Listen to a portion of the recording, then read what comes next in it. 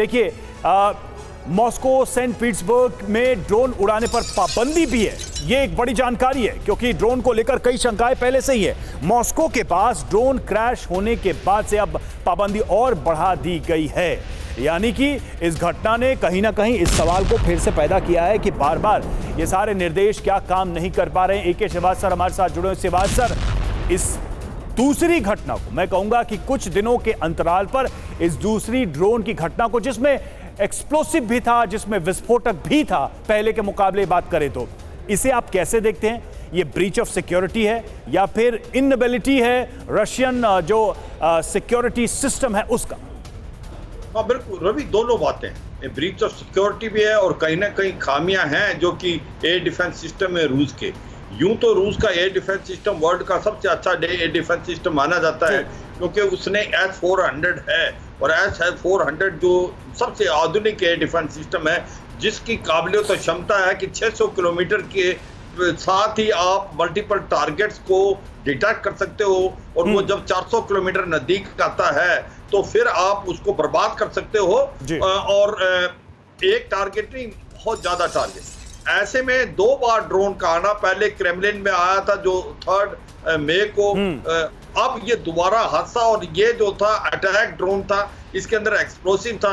इसका मतलब कहीं ना कहीं कुछ ना कुछ कमी और खामियां हैं क्योंकि अब ड्रोन उड़ाने के लिए सब मनाही है। क्रेमलिन के एरिया में ड्रोन उड़ नहीं सकते, तो ये ड्रोन कहां से आया? ये क्या बिल्कुल नॉर्मल ड्रोन नहीं है सर, नॉर्मल ड्रोन नहीं है, इसमें हथियार थे, इसमें एक्सप्लोसिव था, नॉर्मल ड्रोन नहीं था।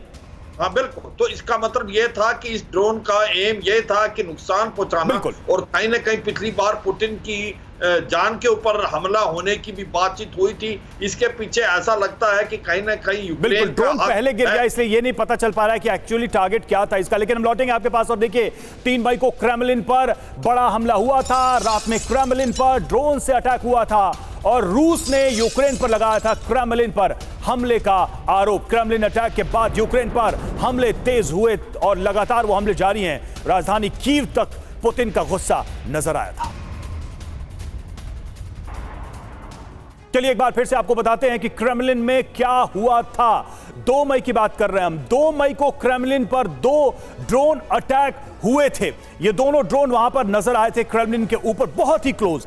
फाइटर ड्रोन से किए गए थे ये हमले, ये अटैक फाइटर ड्रोन से किया गया था। ये दोनों केपेबल थे अगर देखा जाए अटैक करने के लिए। और यूक्रेन की ओर से ड्रोन हमले, ये रूस ने लगातार दावा किया, रूस ने इस पर रिएक्ट भी किया, बहुत शार्प रिएक्ट किया।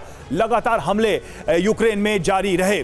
2 ड्रोन को मार गिराया था, ये रूस ने दावा किया था। हमने वो तस्वीरें भी देखी थी जो दूसरी तरफ आप मेरे वो तस्वीर आप देख पा रहे हैं। पुतिन पर ड्रोन से हमले की कोशिश की गई थी, हालांकि पुतिन वहां नहीं थे, लेकिन होते तो क्या होता। रूस ने हमले को टेररिस्ट अटैक बताया, आतंकवादी घटना इसे करार दिया रूस ने, और उसके बाद बदले की कार्रवाई की भी बात कही। रूस ने की थी बदला लेने की बात, इस पूरी घटना का रिवेंज लेने की बात भी रूस ने की थी। हमें याद है बहुत ही गुस्से में, चाहे दिमित्री मेदवेदेव हों या दूसरे नेता हों रूस के, उनका रिएक्शन सामने आया था और यह भी उन्होंने कहा था कि जो भी इसके पीछे होगा हम उसे कड़ी से कड़ी सजा देंगे।